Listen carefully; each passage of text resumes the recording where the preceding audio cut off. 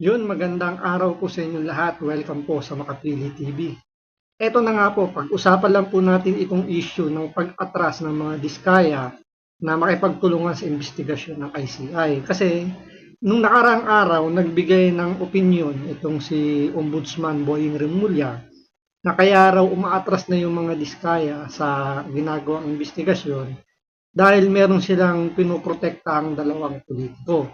So ang unang binanggit doon ni Boying Remulla ay si Senator Bongo, tapos sinundan ng mga Villar. Specifically kay Mark Villar dahil nga dating gabinete ni Pangulong Duterte, at tapos siyempre yung nanay, at yung nanay senador din, tapos ngayon yung kanyang kapatid si Camille Villar. So naiimbestigahan ngayon yung dalawang pamilya. Kaya itong abogado ngayon ng mga diskaya nagbigay ng statement. Siyempre, galing na rin sa mga kliyente ng mga diskaya para pabulaanan yung mga sinasabi ni Boying Remulla na kaya raw umatras yung kanyang kliyente na mga diskaya dahil daw may pinuprotektahan. So ito panoorin po natin itong naging interview sa abogado ng mga diskaya kung ano ba yung rason talaga kung bakit sila umatras o bakit umatras yung kanyang mga kliyente sa pakikipagtulungan sa investigasyon. Ngayon, sino yung mas paniniwalaan nyo?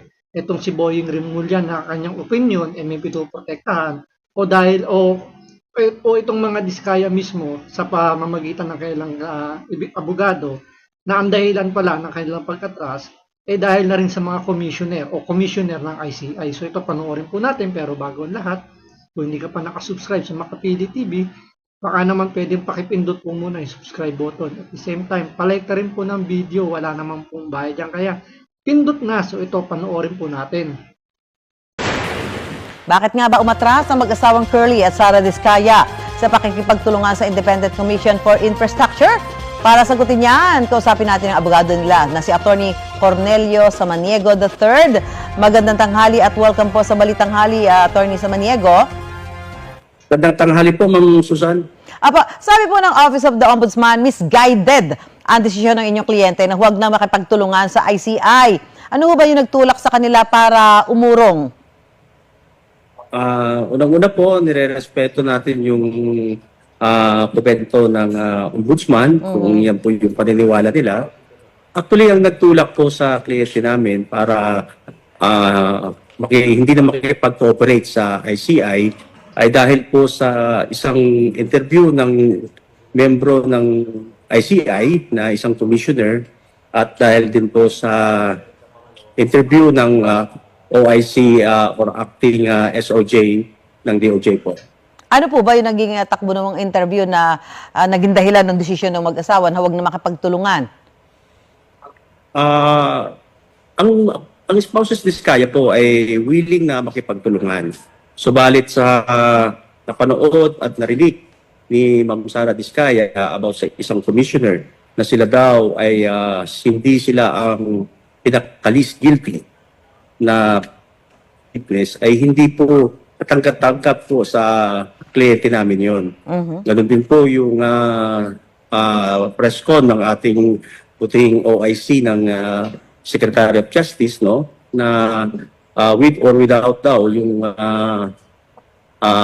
testimonya ng spouses Diskaya ay makakapag-file sila ng kaso laban sa mga opisyal na kasangkot sa anumanyang flood control projects po.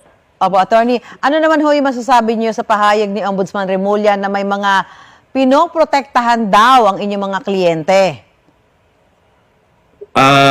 Nire-respeto po natin yan kung yun po yung pananaw ng ating butihing Ombudsman Boying Remulla.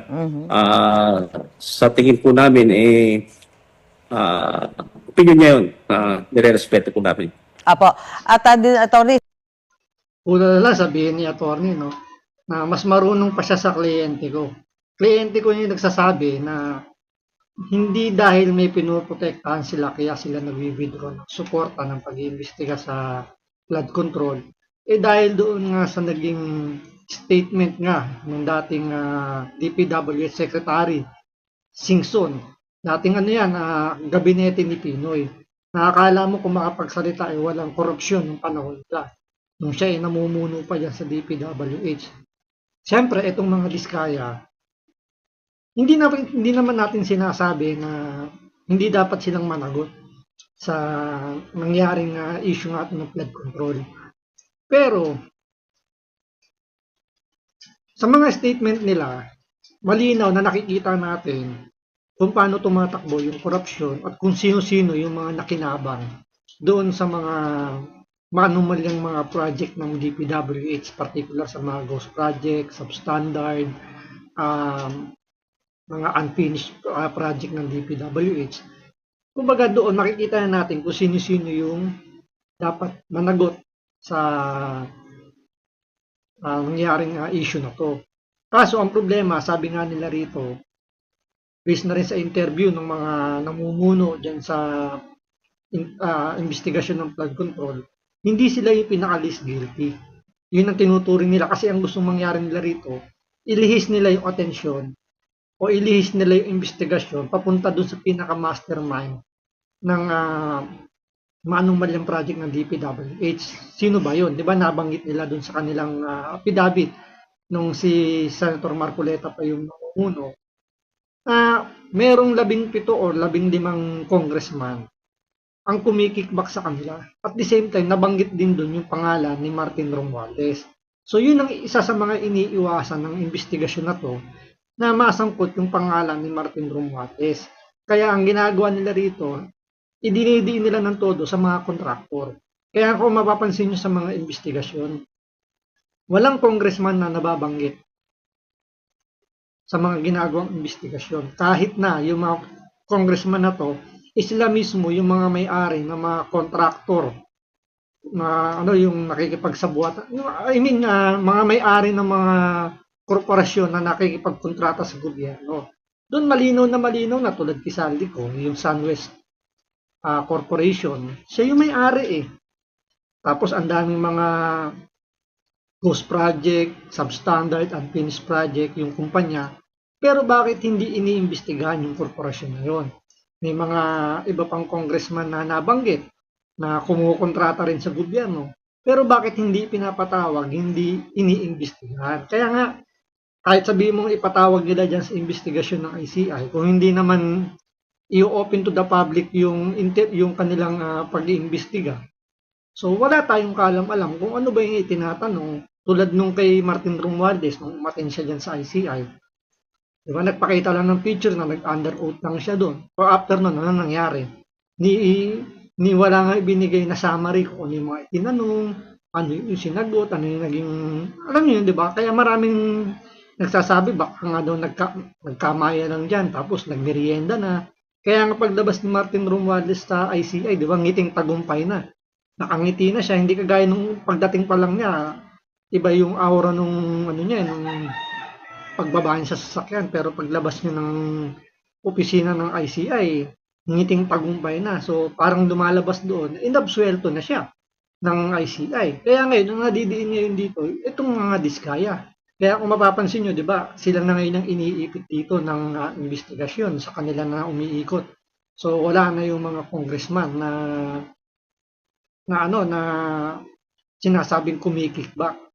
So, yung sinasabi ni Boying Remulla na may pinoprotektahan, so, walang katotohanan. Pero dahil ngayon yun yung unang statement ni Remulla, ni Boying Remulla, pinikat ng media yan. Kaya ngayon, ang nasa hot seat ngayon, si Senator Bongo, tsaka yung mga bilyak. Pero kung tutuusin, wala pa namang investigasyon na ginagawa para kay Senator Bongo para sabihin kasabwat yung kanyang pamilya. Although hindi naman siya konektado dun sa korporasyon, pero dahil nga nasabi nila may conflict of interest dahil yung may-ari ng kumpanya ng nakipag-joint venture dito sa mga diskaya, yung tatay ni Senator Bongo tsaka kapatid niya.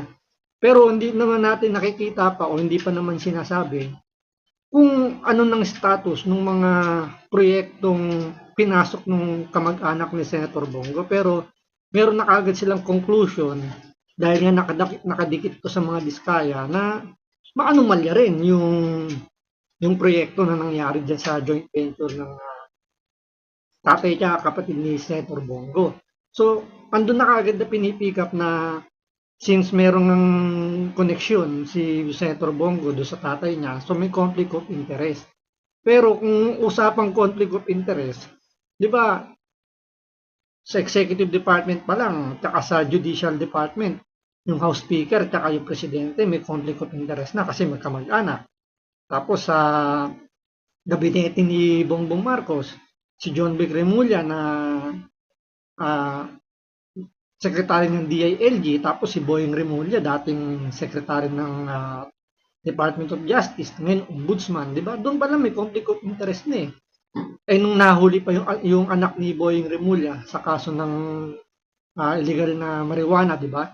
Doon may conflict of interest na rin, pero hindi masyadong nakargahan ng issue kasi nga against yun sa administration ni Bongbong Marcos. Pero kung yan makakatulong sa administrasyon ni Bongbong Marcos, malamang putok na putok sa issue yan. Kaya ngayon, tingnan mo, kinakapitalize nila ngayon dito yung conflict of interest dahil nga ang sangkot dito si Senator Bongo. Tsaka yung mga Villar, di ba? Dahil gabinete nga ni Pangulong Duterte si Mark Villar. So, andun yung conflict of interest. Ngayon, yun yung kinakapitalize nila para siraan yung mga nalilink sa mga Duterte. So, tuloy natin. Attorney, sabi din ho ng DOJ at Ombudsman, selective at walang tell-all affidavit ang mga kliyente nyo. At sabi nyo rin ho dati, may malaking tao na hindi pa napapangalanan na nasa affidavit ng kliyente nyo. May kinalaman po ba itong malaking tao kung bakit hindi pa sinasabi ng kliyente nyo ang lahat? Actually, ma'am, doon sa sinasabi naming malaking kliyente, ay malaking taong kasabwat, Actually, nabanggit na po rin yan ng aming kliyente before the Senate Blue Ribbon Committee. Kaya lang, mas specific po yung participation niya at yung pagtawag-tawag nila sa kliyente namin at that time at kung paano nila ipitin ang Kung babalikan niyo yung interview, yung hearing ng Senate Blue Ribbon Committee, I think yung pangalawang hearing yun kung saan nagbigay ng ng affidavit yung mga Diskaya. Nabanggit nila doon yung sinasabing mataas na tao sa gobyerno, si Martin Romualdez. Pero hindi pa rin nila rito tinatanggap yung statement ni itong mga Diskaya kasi ang nabanggit doon si Romualdez, kaya hindi pa mataas na tao yon. Pero kapag ang binanggit dito ay mga alliance ng mga Duterte like Senator Bongo, malaking tao na sa kanila yun. Kaya nga talagang dinidikdik dito si Senator Bongo kasi siyempre may usap-usapan din kasi na posibleng araw na if ever daw hindi makatakbo si Sara Duterte bilang presidente, si Bongo yung tatakbong presidente. Kaya kasama si Senator Bongo sa mga ginigiba ngayon para just in case nga naman na magkatotoo yung prediction nila na makakasuhan si Sara Duterte at hindi makatakbo sa 2028. Yung plan B nila na si Bongo, yun naman na tinatarget nila para syempre may panlaban sila sa 2028. Kasi alam naman natin na wala namang malakas na kandidato ngayon si Bongbong Marcos. Kaya ang ginagawa nila ngayon, yung mga posibleng makakatapat nila sa 2028, yung kaagad ang tinitira nila. ipitin ang aming kliyente, At humihingi sila ng pera sa kanya. At the onset, ayaw niya talaga ng mga ganyan, ma'am. Dahil mapabala ang mga proyekto, napipilitan po si Mr. Diskaya na magbigay. So, kaugnay po dyan, supposed to be submit na namin yan sa ICI, yung sinasabi namin affidavit, kasi hiningi rin po ng ICI.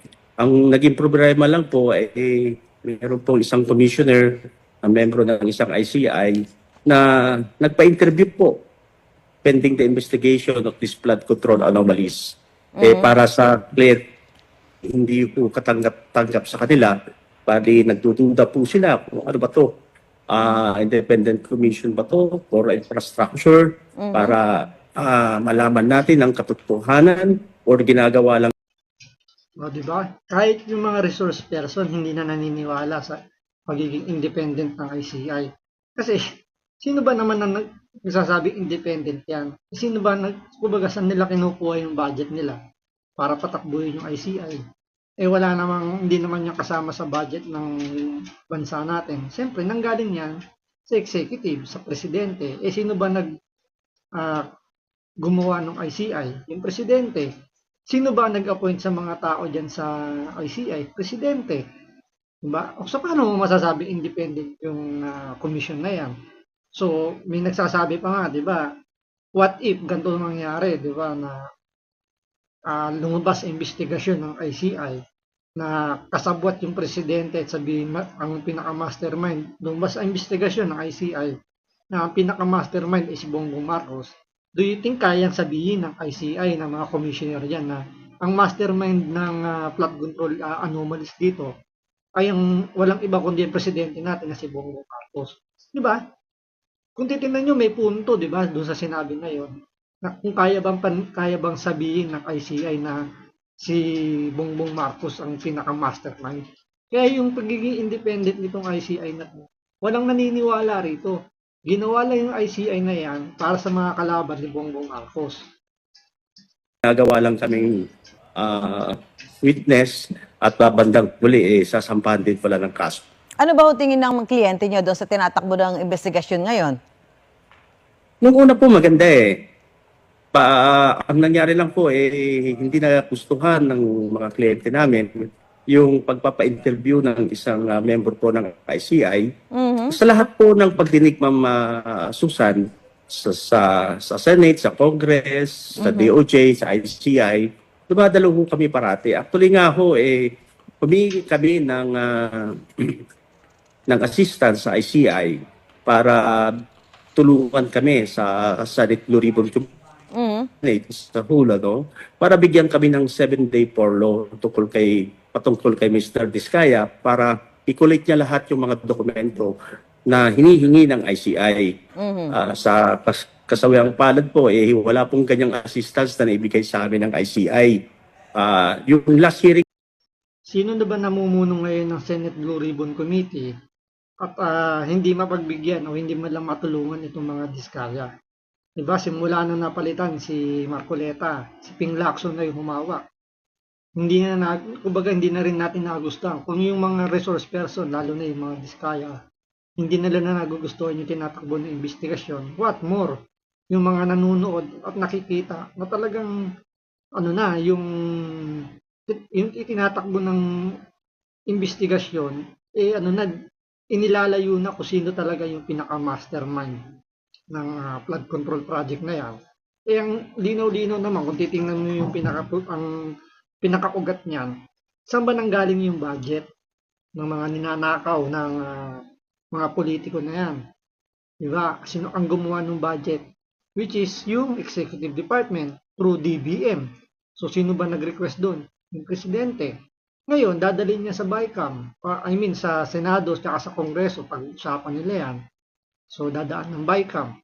So, kung ano yung lumabas na version doon, dadalhin nila sa presidente. Tapos, titingnan ng presidente ngayon kung parehas ba yan nung nire-request nila. So, bago niya pirmahan. So, doon pa lang, may nakikita nyo na kung sabihin natin may mga insertion o amendment na ginawa doon congressman at yung mga senador, kung hindi naman pinirmahan ng presidente yan, hindi naman lalabas yung pera. So, kung pinirmahan ng presidente yung ginawa ng mga politiko na yan, so ibig sabihin, pinayagan ng presidente na nakawin yung pera ng taong bayan. Kaya nga yung yung sinasabi nga ng mga Diskaya na sila yung iniipit dito, puro Diskaya na lang daw yung hindi sila yung pinaka-least guilty. Talagang lalabas dyan na ang ending niyan, Diskaya ang may ipit. Kaya nung di ba, nung kay Marcoleta, kaya nga umamin, hindi naman umamin, kaya nga nagsalita yung mga Diskaya kasi sabi nga ni Marcoleta, gugustuhin nyo ba na kayo lang yung makukulong tapos yung mga gumamit sa inyo, nagkukuya-kuya-kuy lang at pinagtatawanan kayo habang nasa kulungan.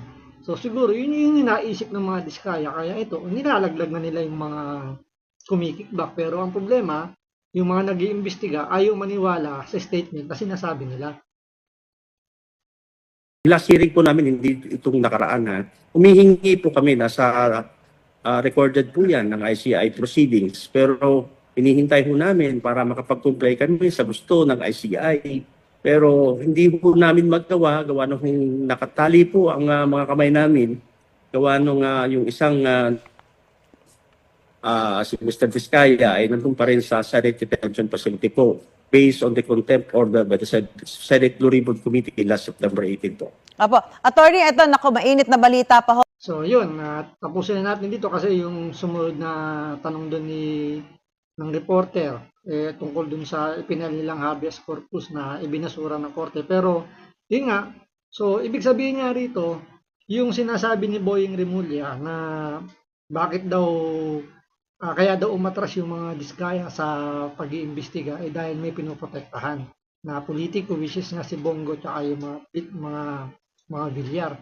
Pero tinabla na yan ng abogado ng mga diskaya at sinasabi nga na kaya sila umaatras dahil nga sa pronouncement ng mga taga-ICI na hindi magiging witness o hindi makakapasok sa witness protection program yung kanyang mga kliyente. Kaya, so, kumbaga parang sa nakikipag-bargaining rito yung mga diskaya para kahit paano man lang bumaba yung kanilang magiging kaso if ever nga na makasuhan sila. Kasi sabi nga nila dito tanggap naman ng mga diskaya na makakasuhan sila. Pero ang pinaka main purpose nila kung bakit sila nag-a-apply na maging witness is para man lang kahit paano mapababa man lang yung magiging kaso nila. At the same time, yung security hinihingi nila para sa pamilya nila. So, abangan natin kung anong mangyayari sa mga susunod na hearing ng ICI tsaka kung magkakaroon pa ba ng hearing ang Senate Blue Ribbon Committee kasi nga hanggang ngayon wala pang napipili kung sino yung magiging chairman ng Senate Blue Ribbon. So, yan ang aabangan natin. So, maraming salamat po sa panunood. Ingat po kayo lagi. God bless.